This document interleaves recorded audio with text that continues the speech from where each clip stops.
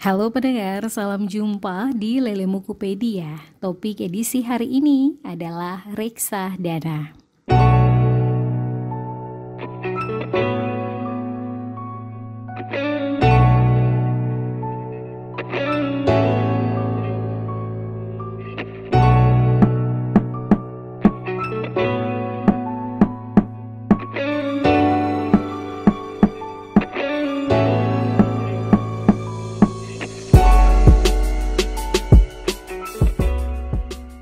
Reksadana adalah salah satu alternatif investasi bagi masyarakat pemodal, khususnya pemodal kecil dan pemodal yang tidak memiliki banyak waktu dan keahlian untuk menghitung resiko atas investasi mereka. Reksadana dirancang sebagai sarana untuk menghimpun dan mengelola dana dari masyarakat sebagai investor yang memiliki modal, mempunyai keinginan untuk melakukan investasi namun hanya memiliki waktu dan pengetahuan yang terbatas. Dana ini kemudian dikelola oleh manajer investasi untuk diinvestasikan ke dalam portofolio investasi seperti saham, obligasi, pasar uang, ataupun efek dan security lainnya. Selain itu, reksadana juga diharapkan dapat meningkatkan peran pemodal lokal untuk berinvestasi di pasar modal Indonesia yang merupakan instrumen-instrumen investasi yang tersedia di pasar modal dengan cara membeli unit penyertaan reksadana. Menurut Undang-Undang Pasar Modal Nomor 8 Tahun 1995 Pasal Pertama ayatnya yang ke-27, reksadana adalah wadah yang dipergunakan untuk menghimpun dana dari masyarakat pemodal untuk selanjutnya diinvestasikan dalam portofolio efek oleh manajer investasi. Dari kedua definisi tentang reksadana terdapat 4 unsur penting dalam pengertiannya, yaitu yang pertama, reksadana merupakan kumpulan dana dari pemilik atau investor. Kedua, diinvestasikan pada efek yang dikenal dengan instrumen investasi. Ketiga, reksadana tersebut dikelola oleh manajer investasi. Dan keempat, reksadana tersebut merupakan instrumen jangka menengah dan panjang. Ada 3 hal penting yang terkait dari definisi tersebut, yaitu yang pertama, adanya dana dari masyarakat pemodal. Kedua, dana tersebut diinvestasikan dalam portofolio efek. Dan ketiga, dana tersebut dikelola oleh manajer investasi. Dengan demikian, dana yang ada dalam reksadana merupakan dana bersama para pemodal, sedangkan manajer investasi adalah pihak yang dipercaya untuk mengelola dana tersebut. Pada reksadana, manajemen investasi mengelola dana-dana yang ditempatkannya pada surat berharga dan merealisasikan keuntungan ataupun kerugian dan menerima dividen atau bunga yang dibukukannya ke dalam nilai aktiva bersih atau disingkat NAB pada reksadana tersebut. Kekayaan reksadana yang dikelola oleh manajer investasi tersebut wajib untuk disimpan pada bank kustodian yang tidak terafiliasi dengan manajer investasi, di mana bank kustodian inilah yang akan bertindak sebagai tempat penitipan kolektif dan administrator. Reksadana pertama kali dilakukan oleh lembaga keuangan swasta di Amerika Serikat bernama Massachusetts Investor Trust yang diterbitkan dalam 21 Maret 1924 yang hanya dalam waktu setahun telah memiliki sebanyak 200 investor reksadana dengan total aset senilai $392.000. Pada tahun 1929, sewaktu bursa saham jatuh, maka pertumbuhan industri reksadana ini menjadi melambat. Menanggapi jatuhnya bursa, maka Kongres Amerika mengeluarkan Undang-Undang Surat Berharga tahun 1933 dan Undang-Undang Bursa Saham tahun 1934. Berdasarkan peraturan tersebut, maka reksadana wajib didaftarkan pada Securities and Exchange Commission atau biasa disebut dengan SEC, yaitu sebuah komisi di Amerika yang menangani perdagangan surat berharga dan pasar modal. Selain itu pula, penerbit reksadana wajib untuk menyediakan prospektus yang memuat informasi guna keterbukaan informasi reksadana, juga termasuk surat berharga yang menjadi objek kelolaan, informasi mengenai manajer investasi yang menerbitkan reksadana. SEC juga terlibat dalam perancangan Undang-Undang Perusahaan Investasi tahun 1940 yang menjadi acuan bagi ketentuan-ketentuan yang wajib dipenuhi untuk setiap pendaftaran reksadana hingga hari ini. Dengan pulihnya kepercayaan pasar terhadap bursa saham, reksadana mulai tumbuh dan berkembang. Hingga akhir tahun 1960 diperkirakan telah ada sekitar 270 reksadana dengan dana kelolaan sebesar 48 triliun US dollar.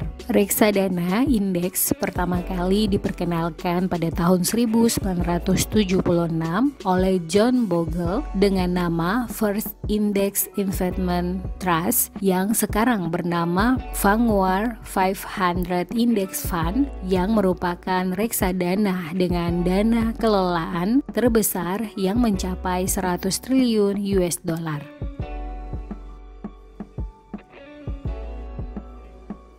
Berdasarkan Undang-Undang Pasar Modal Nomor 8 Tahun 1995 Pasal 18 Ayat pertama, bentuk hukum reksadana di Indonesia ada dua, yakni reksadana berbentuk perseroan terbatas atau PT Reksadana, yang dari sisi bentuk hukum tidak berbeda dengan perusahaan lainnya. Perbedaan terletak pada jenis usaha, yaitu jenis usaha pengelolaan portofolio investasi. Kedua adalah reksadana berbentuk kontrak investasi kolektif dengan kontrak yang dibuat antara manajer investasi dan bank kustodian yang juga mengikat pemegang unit penyertaan sebagai investor. Melalui kontrak ini, manajer investasi diberi wewenang untuk mengelola portofolio efek dan bank kustodian diberi wewenang untuk melaksanakan penitipan dan administrasi investasi.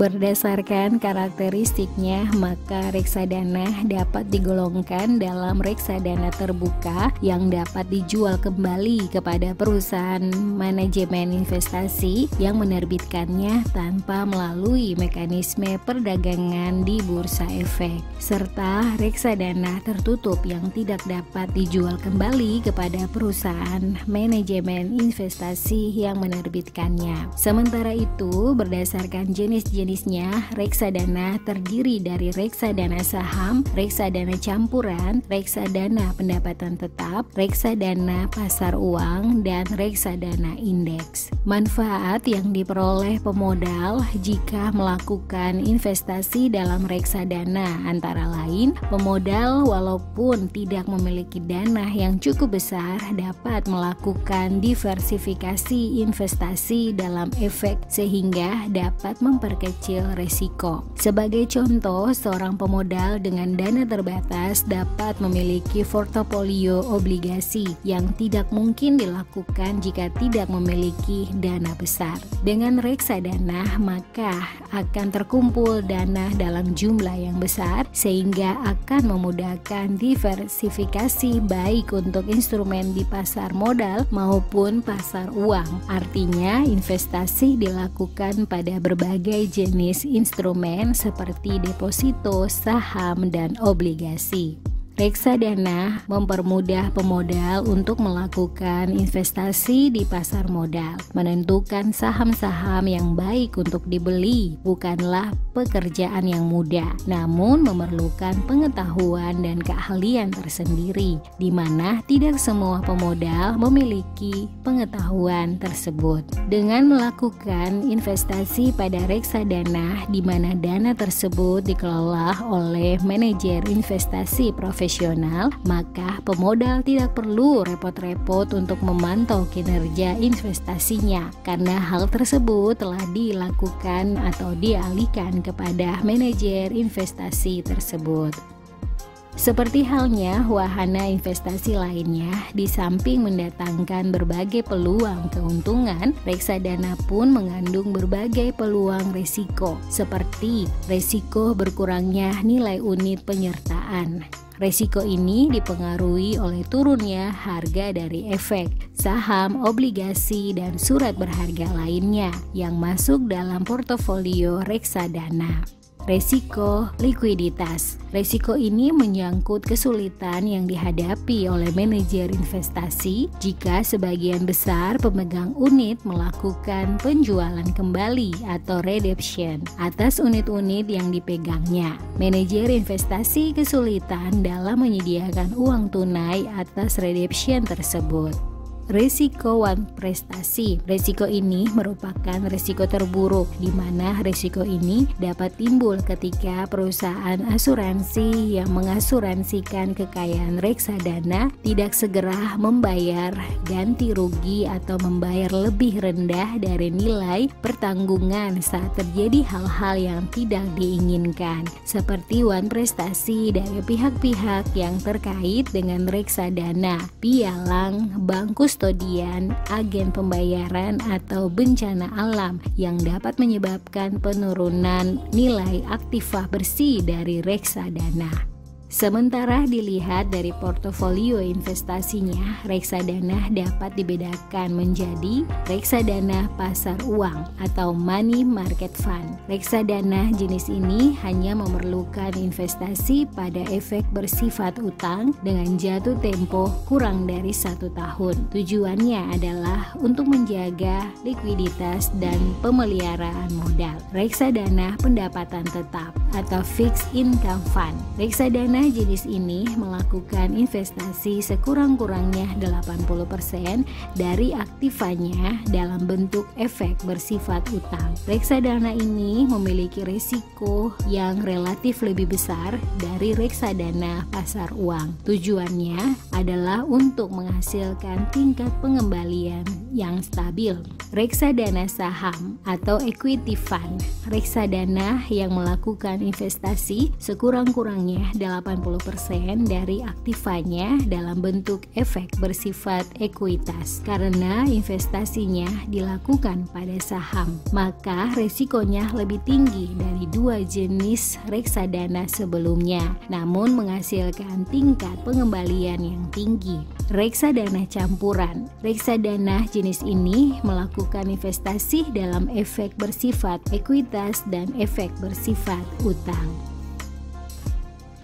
Sejak 2014 telah ada reksadana online yang dilakukan tanpa memerlukan penyerahan dokumen apapun dan tentunya tidak perlu menemui manajer investasi ataupun agen penjualan. Seperti halnya agen penjual, maka reksadana online tidak mengutip biaya apapun, tetapi selling fee atau ketika membeli dan redemption fee ketika menjual tetap harus dibayar. Cut off time pembelian dan penjualan reksadana online adalah sama dengan reksadana biasa. seperti halnya internet banking yang menggunakan username atau password dilengkapi dengan token dan semuanya berhubungan langsung dengan rekening dan tidak ada hubungannya dengan rekening orang lain. Pembelian reksadana dapat dilakukan dengan dua cara, yakni langsung membeli di lembaga yang mengelola dan menerbitkan produk reksadana, yaitu manajer investasi, atau membeli reksadana di bank yang memiliki izin sebagai agen penjualan reksadana atau yang disingkat APERD.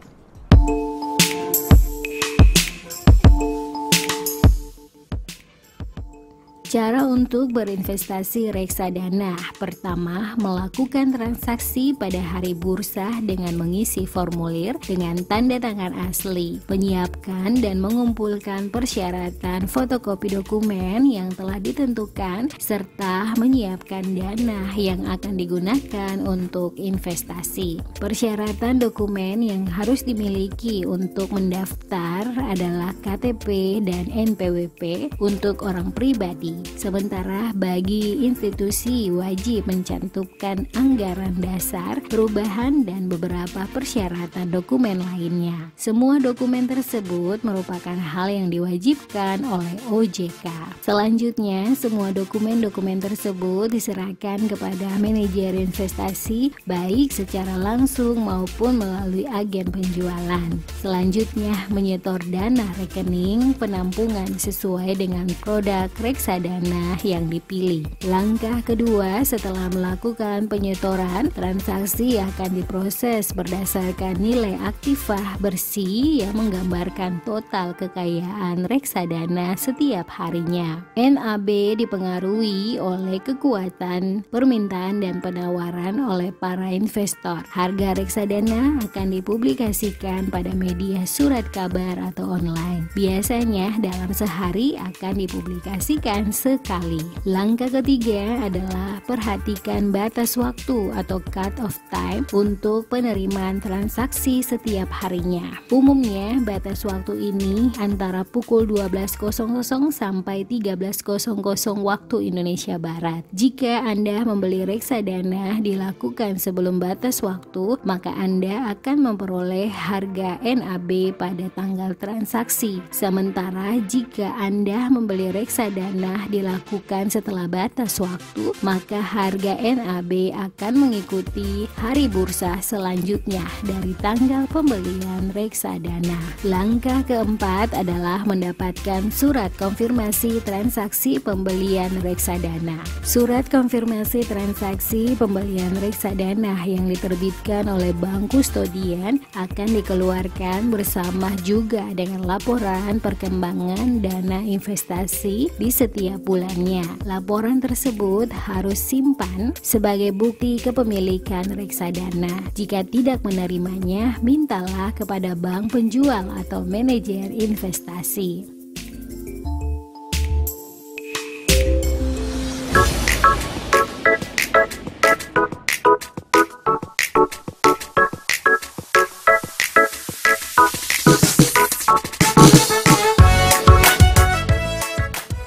Demikianlah Lele Mukupedia dengan topik reksadana. Jika ada pendapat atau saran topik untuk Lele Mukupedia edisi berikutnya, silakan beri tanggapan Anda di kolom komentar. Sampai jumpa di Lele Mukupedia edisi berikutnya.